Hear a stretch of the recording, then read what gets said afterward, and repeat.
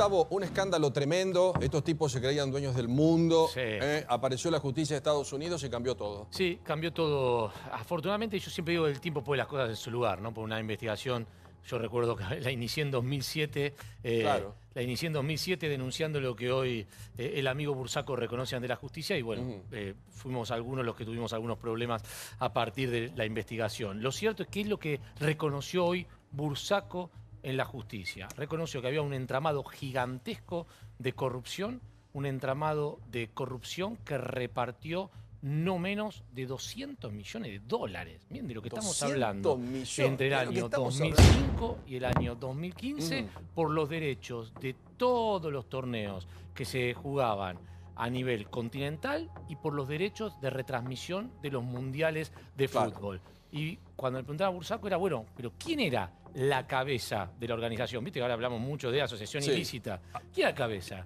Dijo, todo lo recibía Julio Grondona, y Julio Grondona era el que decidía cuánto se llevaba cada uno. Julio Grondona decía, bueno, los brasileños son fuertes. A Teixeira, que es el presidente de la ley, vamos a darle $1 millón.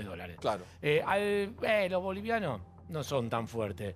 Vamos a darle $400.000. Y así iba repartiendo y todos agarraban la plata. Todos agarraban. Dio algunos detalles interesantes que tenían que ver, primero, con el entramado de empresas, de cómo se habían conformado para repartirse el dinero.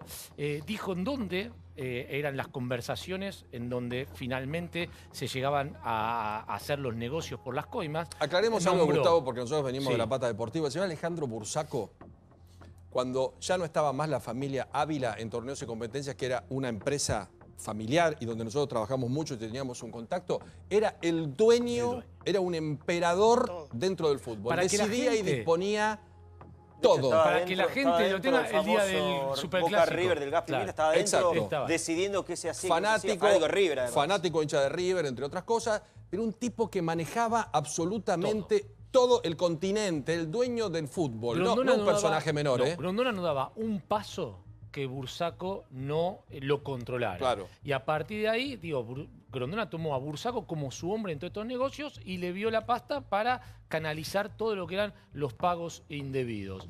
¿Qué dijo Bursaco? Además de que Grondona era el que recibía todo el dinero y era el que lo repartía. Nombró a algunos dirigentes argentinos, Eduardo De Luca, José Luis Meiner, la familia Hinkies. Siempre los mismos nombres. Siempre los mismos nombres. Las empresas Fox Sports por acá, la empresa Traffic, la empresa O Globo. Básicamente también contó algo que yo creo que muchos no sabíamos, que era que Televisa, la empresa mexicana, era también por orden de Grondona la que había generado una empresa madre en Suiza desde donde se repartía el dinero. Ahora contó otra cosa también muy interesante, que es cómo se repartían el dinero por la entrega de los mundiales. Bursaco hoy dijo taxativamente, Qatar compró en $80 millones el Mundial 2022. Y le preguntaron, ¿a quién le pagó los $80 millones? Y Bursaco dijo al señor Julio Humberto Grondona. Viste que estaban todos, es el 2 de la FIFA, pero es el 1. Y no solo eso, dijo, y Julio Humberto Grondona en su departamento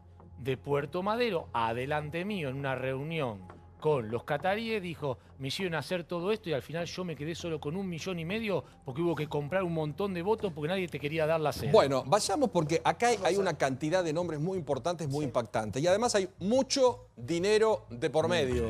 Mucho dinero de por medio. Mucha gente presa. Me gustaría destacar algo, además de la información que daba Gustavo. Acá, con este caso, estábamos hablando antes de la ley del arrepentido, de Odebrecht, ¿hasta dónde se pudo llegar? Estaba viendo la cantidad de gente presa acá. Yo creo que hoy, si Grondona no estuviera muerto, estaría preso. Estaba preso.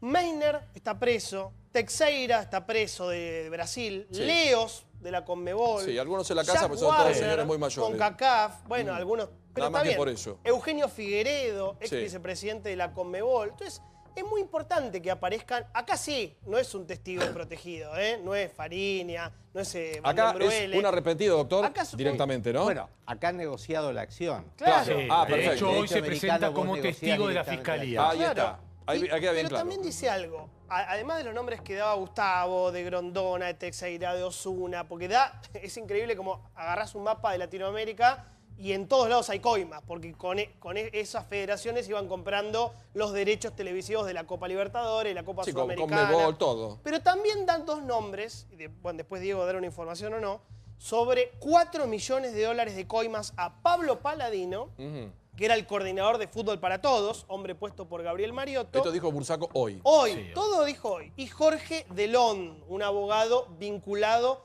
a Fútbol para Todos. Él dice en la declaración que las coimas se pagaron entre 2005 y 2014, que es el momento donde fallece Grondona. Y que el mecanismo para pagar las coimas era que a veces Grondona directamente las pagaba en efectivo o llegaban desde una casa de cambio, las giraban a Traffic Sport o a torneos. Sí, es ilegal, plata ilegal. Y a veces incluso se hacía desde una financiera muy conocida, que vos la investigaste, que es Alec Group, una casa que describe Bursaco, casa financiera preferida de Grondona. Dice, una cueva. Alec Group era una financiera que era la financiera del fútbol. Todo el mundo creía que en realidad era de Julio Humberto Grondona. Carlos Rivera, que era el vicepresidente de la Asociación de Agencias de Cambio Argentina, siempre esto lo negó. Ahora, hay dos hechos que son muy llamativos. El primero es que cuando se forma Fútbol para Todos, el gobierno lo que dice es: las financieras ahora son las mías. Claro. Y comienzan a hacer una investigación. Te sacaban el 40% de esa financiera tan seria, cuando ibas con un cheque, 40 adentro. Armaron financieras propias. Recuerden ustedes, por ejemplo, un hombre muy cercano al gobierno como Liuzzi, que tenía financieras propias, en donde empezaron a girarse los cheques. Y Alec Group, increíblemente, comenzó a tener problemas con la FIP y le hicieron una causa muy grande donde Ollarvide le allana, le saca la patente de cambio y le saca todo el dinero. ¿Dónde está la anécdota? Que el señor Angelici va a comer a la Recoba de Posadas con el señor Ollarvide y lo sienta a Julio Grondona. Después, unos meses después de todo ese hecho, Ollarvide tenía toda la plata guardada en la caja fuerte de su juzgado, porque había allanado y se había llevado toda la plata del dinero. Y lo siente y le dice: usted, Grondona, sí. Le dice: devolvé la plata. Epa. Dice: ¿cómo devolver la plata? No, dice: esto es anécdota Devolvé contada por alguien que estuvo presente. Ahí. Dice: esa es mía.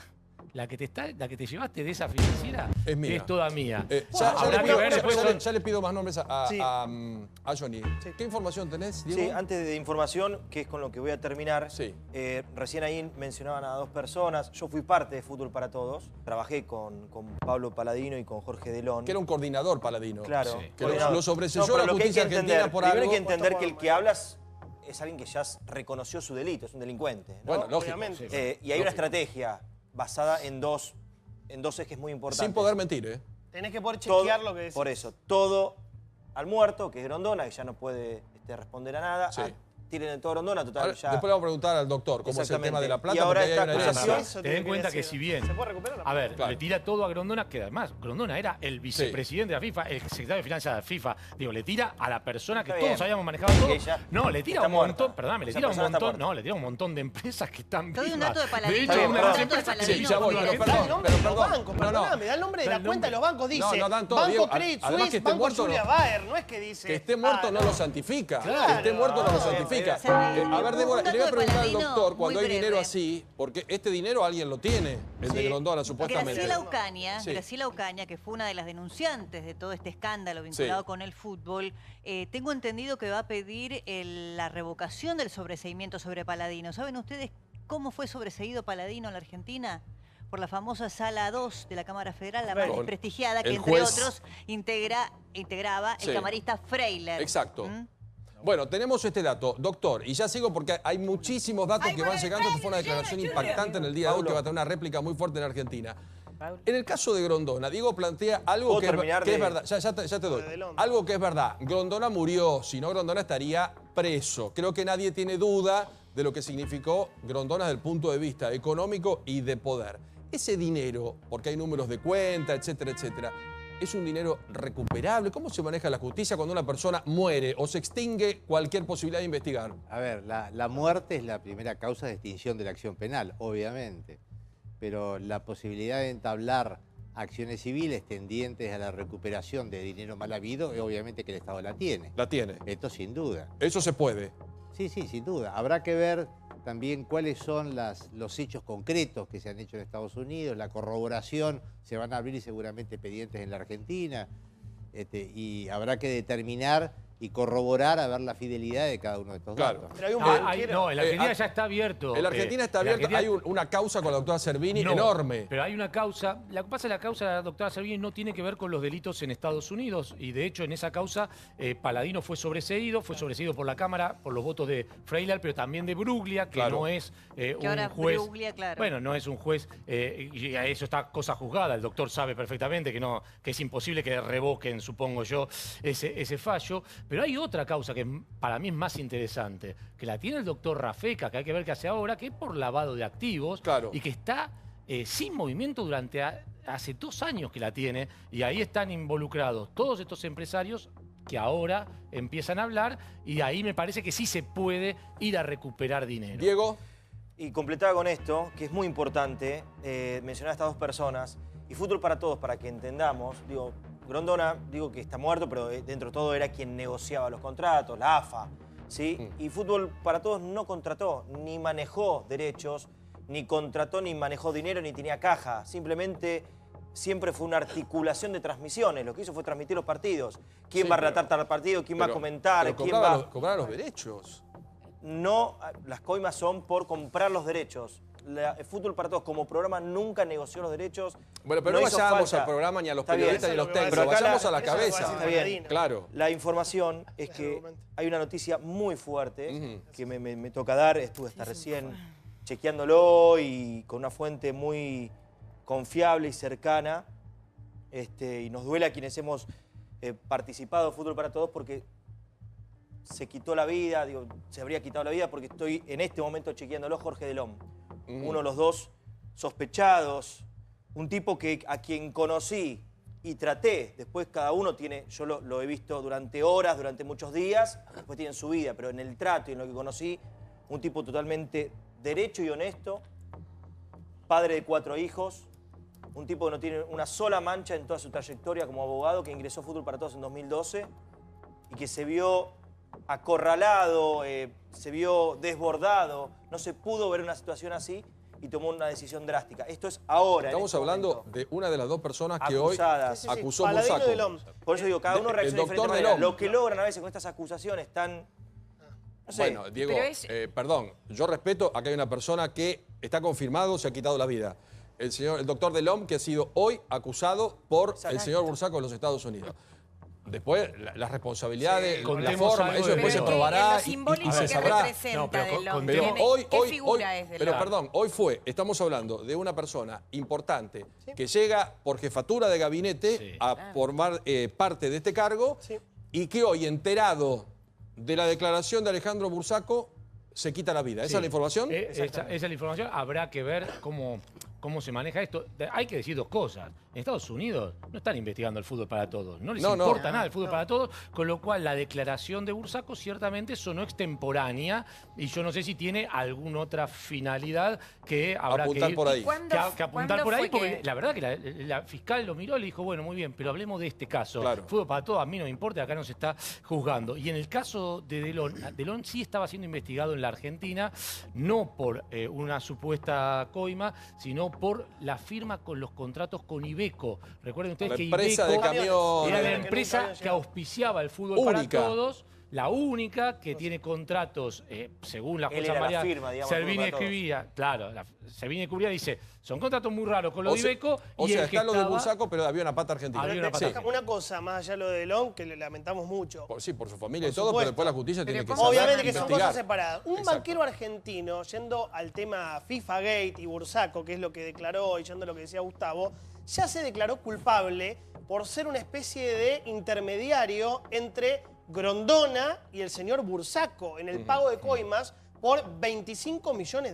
Se llama Jorge Arzuaga. En total, para que la gente entienda fácil, estamos hablando de por lo menos $200 millones en el pago de coimas. De Datiza. Datiza era Torneos, era Traffic Sport, era Davidson, que ponía la coima para quedarse, como decíamos recién, con la Copa Libertadores, los derechos de transmisión, de televisación. Pero acá, este señor, el doctor Jorge Arzuaga, confesó haber transferido coimas de Bursaco Grondona y dio número de cuenta de 2 bancos, que es lo que yo mencionaba recién. Son datos, ¿viste? Del Credit Suisse de Suiza y del Julius Baer de Suiza. Tengo la declaración acá. Arzuaga dice, escuchá, mirá cómo lo dice, yo comprendía y creía que este dinero era dinero de sobornos. A pedido de Bursaco, transfería el dinero de su cuenta a los herederos de Grondona. Repito, a los herederos de Grondona.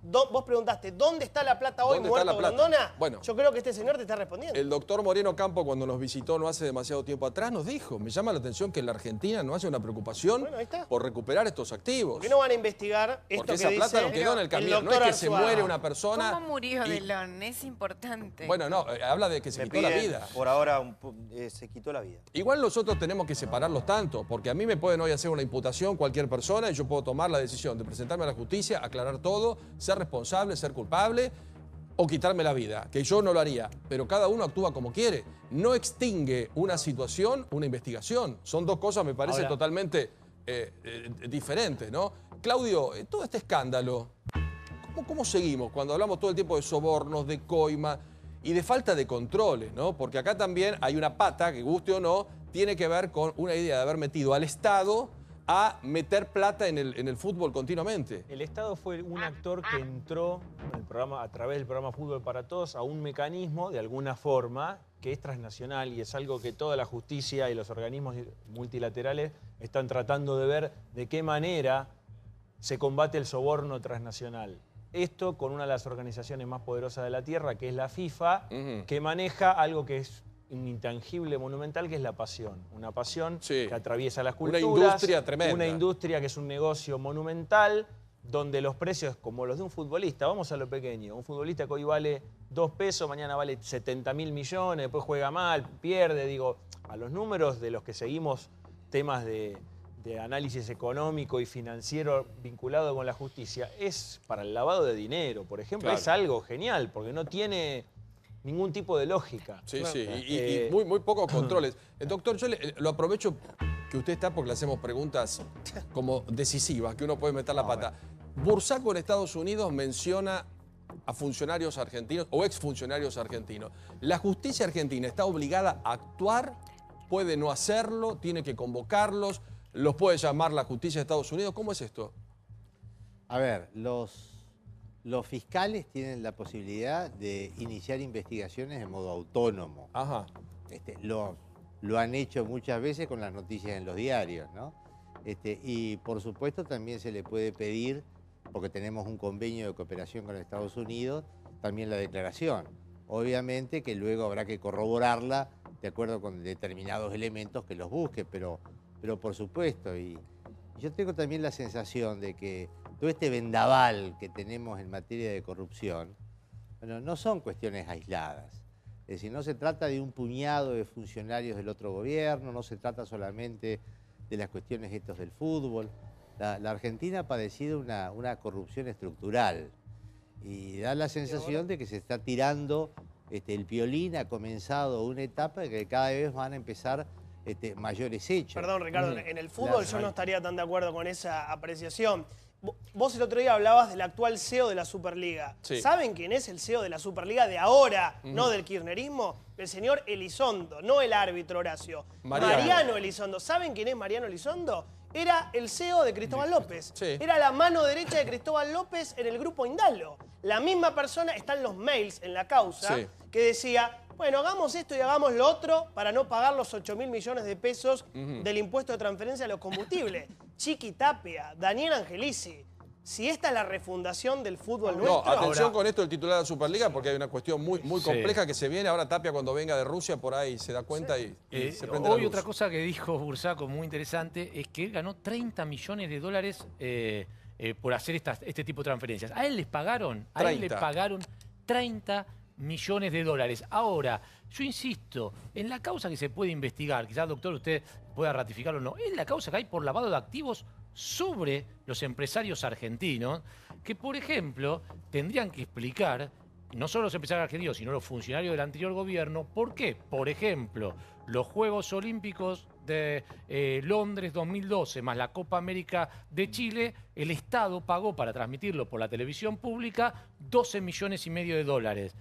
mismos torneos, a ver, los Juegos Olímpicos de Río de Janeiro y la Copa de América que se jugó en Estados Unidos, después el nuevo gobierno los pagó 2,5 millones de dólares. O sea, hay 10 de diferencia. Hay 10 millones de diferencia cuando se supone que son como mínimo eventos del mismo valor. Sí. Si no le ponemos ningún tipo de inflación ni nada, ¿no? Luis, esto era como dice el doctor, como dice Ricardo, un sistema para de todos lados, porque es impresionante. Uno dice, bueno, puede haber un sector donde se produce algo, pero en todos los sectores vemos corrupción, soborno. Lo que dice Ricardo es absolutamente cierto. Hay una corrupción estructural donde vos mirá la obra pública, mirá el fútbol, donde el Estado se metía porque había endijas de la corrupción que permitían toda esta cuestión. Y falta de control. Y todos lo sabíamos, y todos nos hacíamos los tontos, y miramos por el costado, y sabíamos que esto era así.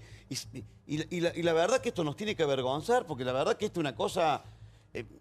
Recién Ricardo recién decía, yo espero que los fiscales, obviamente, con una noticia crimen y pueden iniciar una causa, ¿te imaginas con lo que está pasando en Estados Unidos? Claro. Podrían claramente estar iniciando un proceso que permita el recupero de gran parte de ese dinero, que era dinero también del Estado, ¿no? Eso es importante, recuperar, porque si no lo hereda alguno, ¿no? O No se vuelva a alguno. robar. Yo le pregunto recuperar, a Luis, ¿vos ahora estás tranquilo con el Chiqui Tapia? Un hombre que quiso poner en el SEAMSE a presidentes, vos lo sabés bien, del ascenso, de la B y de la C, nombrar en el SEAMSE para que lo voten como presidente, o con Angelici, un tipo que tiene bingo, juegos y es amigo del presidente Macri. Yo digo, de verdad, no estoy igualando ni Corea del Centro esas pavadas, pero lo que digo es, ¿ahora tenés tranquilidad? Porque yo ahora no tengo la tranquilidad. No es un problema de tranquilidad, este es un problema que nosotros necesitamos llegar al fondo. Porque si vamos a investigar la corrupción no tiene tinte político, color partidario, ni libreta de enrolamiento. La corrupción es la corrupción, no importa si el que roba es mi amigo o mi enemigo. Entonces nosotros, estos son momentos donde nosotros podemos refundar la República sobre la base de estas cuestiones. Después cada uno será responsable de lo que se tenga que hacer y cada uno votará con su libreta. Yo creo que esto que está pasando en el tema del fútbol, los argentinos, los amantes del fútbol, yo soy un fanático del fútbol. Todos sabíamos que esto pasaba, lo veíamos las cosas, los negociados de las empresas, porque solamente Luis, te nombraban a Grondona y el que no sospechaba porque estaba en otro mundo. Pero, además, Pablo, ahora por lo menos se terminó algo, la reelección indefinida. Nosotros sabíamos un día que se nos ocurrió cuestionar la decisión de la AFA, sabíamos que nos condenaban a jugar en el Argentino A, y lo sabíamos todo, y todo el mundo nos decía, ustedes están muertos. Y nos fuimos, seguro. Y nos fuimos a la B, entonces sabíamos que esto existía, decía, no se puede cuestionar esa autoridad, nos decían. Imposible. Ustedes están locos. Imposible. Tombo. No, una pregunta, porque la verdad que lo miro de afuera. Y te pregunto a vos que sabés de economía si podemos recuperar alguna vez algo, ¿no? Bueno, evidentemente parece que va a ser difícil y ojalá que así sea. También es cierto que hay bastante entre privados acá, ¿no? Porque, digamos, no hay plata de los impuestos de algún país en particular, sino son organizaciones privadas. Entonces me falta una pata, porque no lo sé. ¿Y quién pagaba todas estas coimas? Porque no lo mencionaron hasta acá. ¿Cómo? ¿Está identificado? 3 veces lo mencionamos. Claro, la tiza. Las empresas cuáles eran. Fox Sports, Fox Sports, Traffic, que era una sociedad en su momento entre una empresa brasileña y una empresa argentina, torneos y competencias, Televisa, todas las grandes, Globo. ¿Cómo quedarían afectadas ahora? Digamos, ¿tiene alguna consecuencia? A ver, ¿cuál era el negocio? Caso de personas físicas, en otro caso ¿Cuál era el negocio de las empresas? O por lo menos lo que dice Bursaco. Por eso lo pregunto, porque dice, ¿por qué pagábamos la coima con...? Él era CEO de torneos y principal accionista en algún momento de Fox Sports. Decía, bueno, nosotros nos garantizábamos, gracias a estas coimas, todos los torneos, y con eso lo que hacíamos era poner los canales nuestros primeros en toda Latinoamérica, y a partir de ahí conseguíamos con los derechos de los grandes torneos, bueno, las pautas publicitarias y todo eso. Bueno, esa es la otra parte que es importante, como dice Tombo, que también tendremos que revisar, porque ahora el fútbol argentino ha privatizado su fútbol y acá hubo una competencia de empresas y algunas han ganado. Una de ellas es Fox.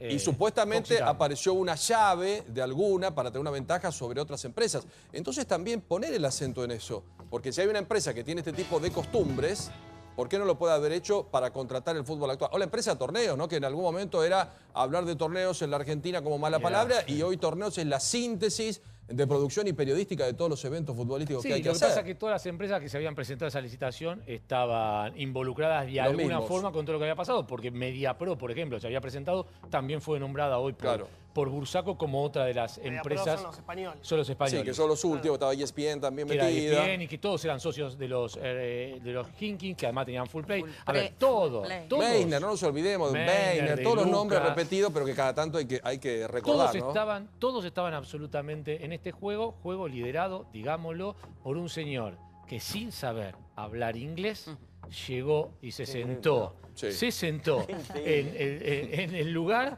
donde todos querían estar, que era manejar todo el dinero del fútbol mundial.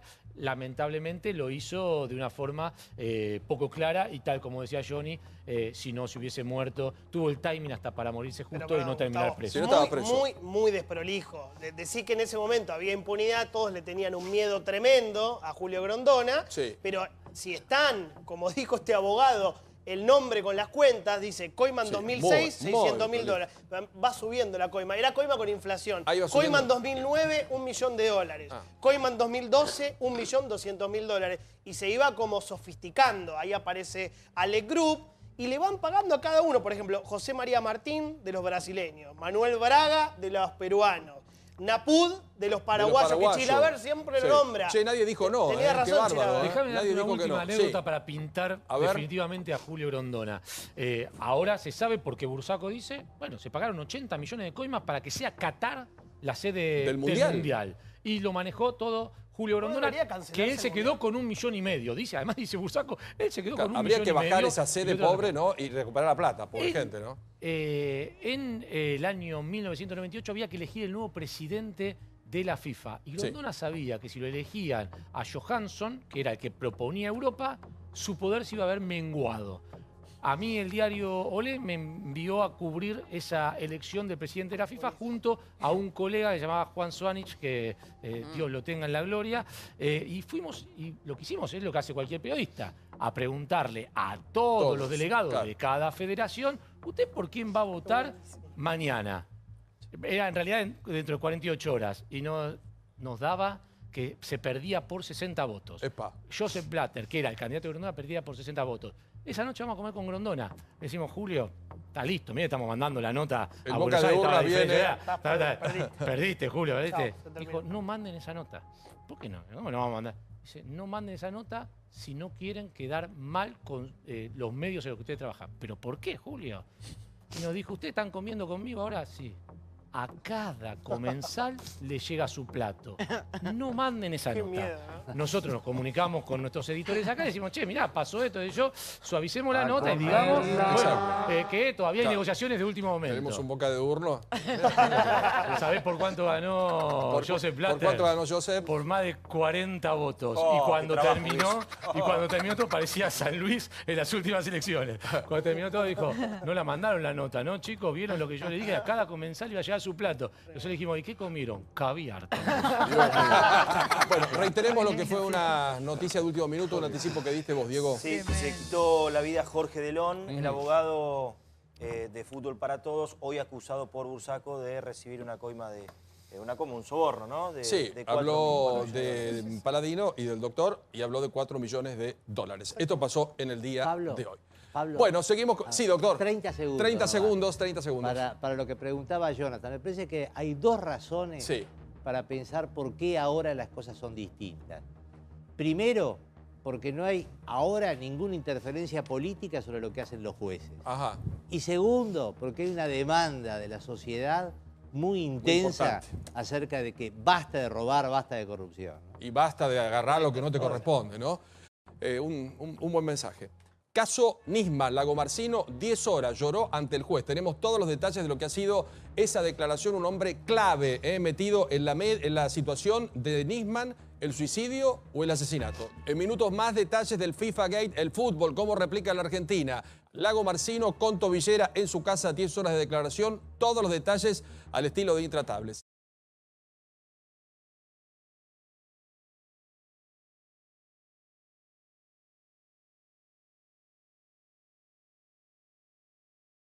Estamos súper contentos, venimos a ver cómo les entregaban a nuestras figuras. Santiago me nombró en su agradecimiento y eso es muy importante porque las personas agradecidas son más grandes todavía.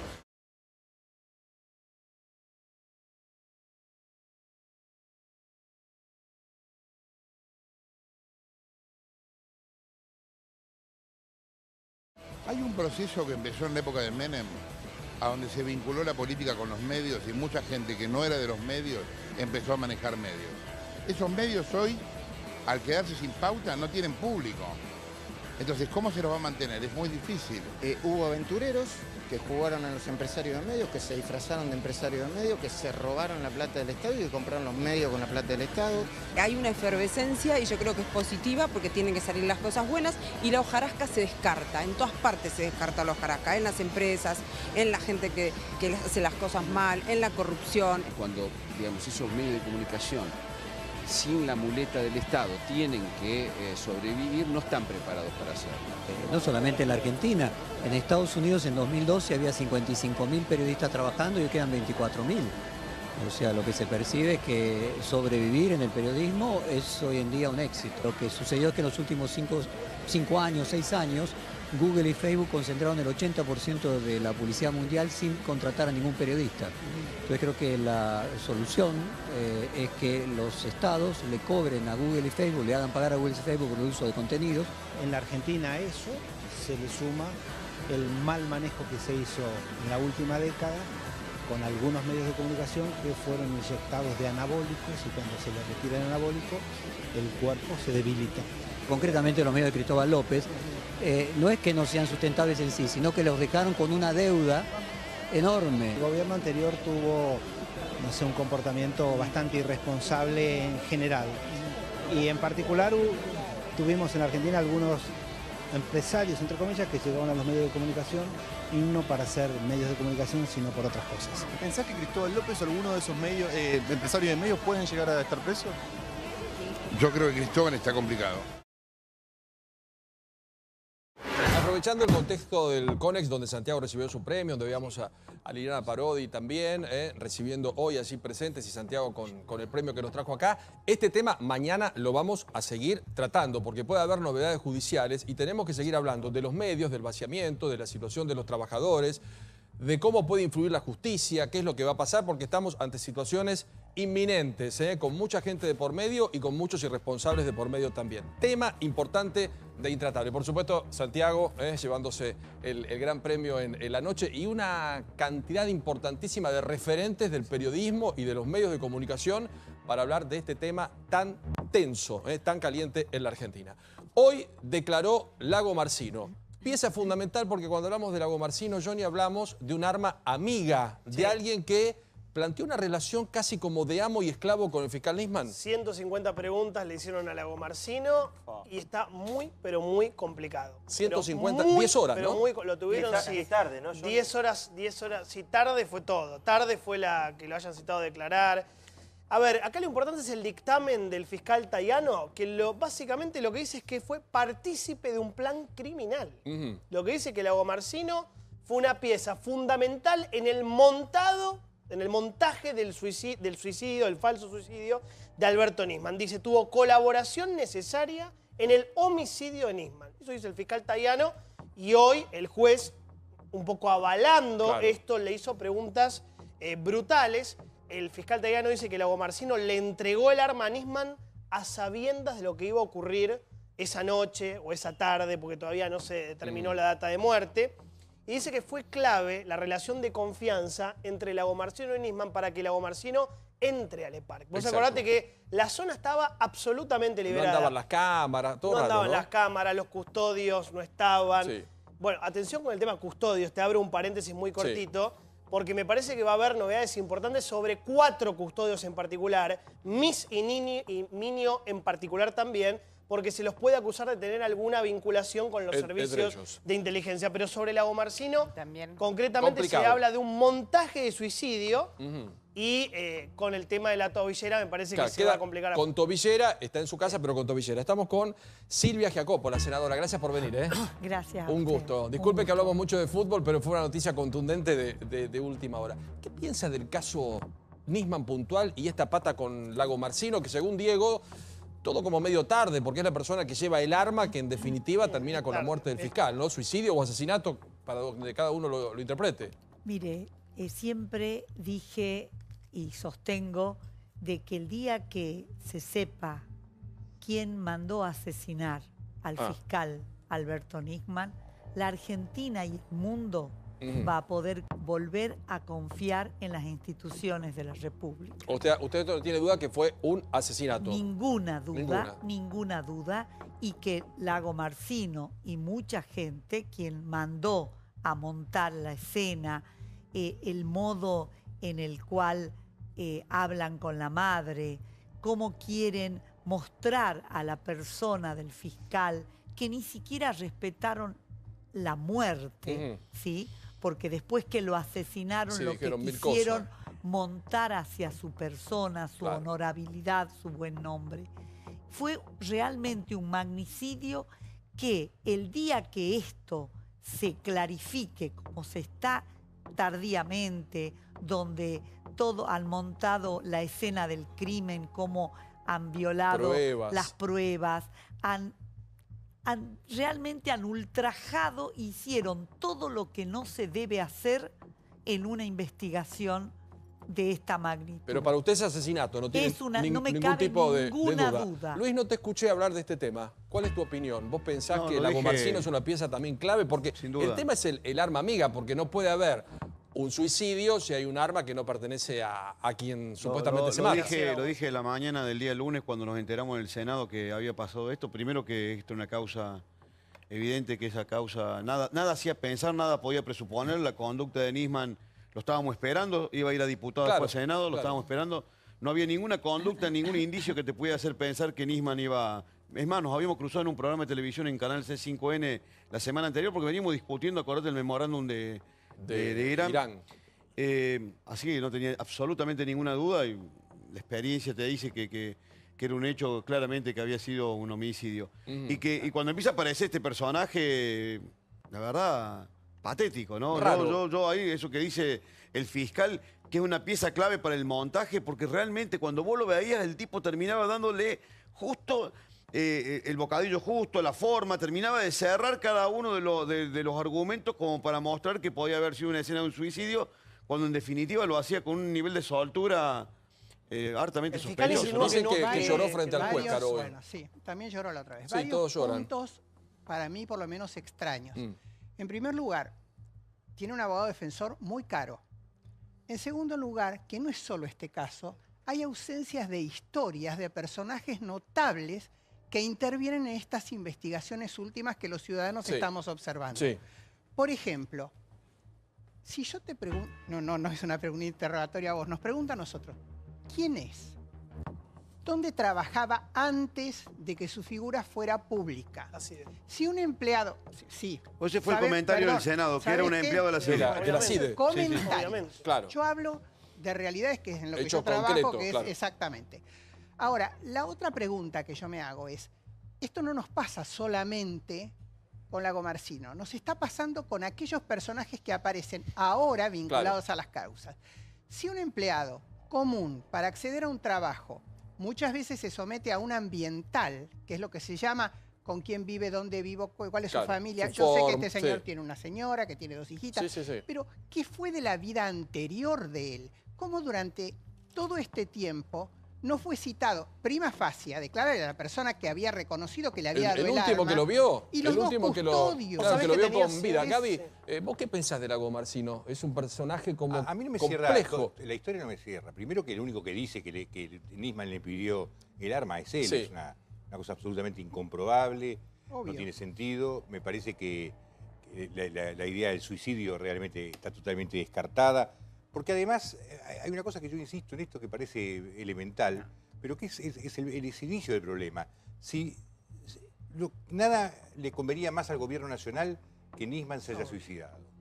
Entonces, si entra el jefe de la policía, entra el ministro Berni, entra el jefe de la prefectura, esa fiscal entran al lugar y ven un suicidio, no tocan nada, que venga el FBI, que lo certifiquen, y se acabó la conversación.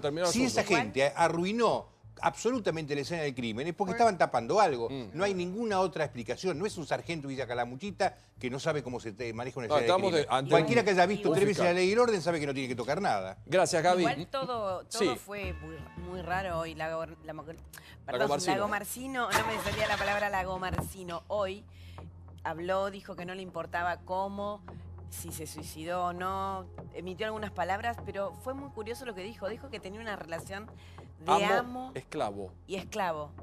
Raro. Muchas gracias, Tomo, por venir. Gracias, Caro, querida. Gracias, Luis. Un gusto grande.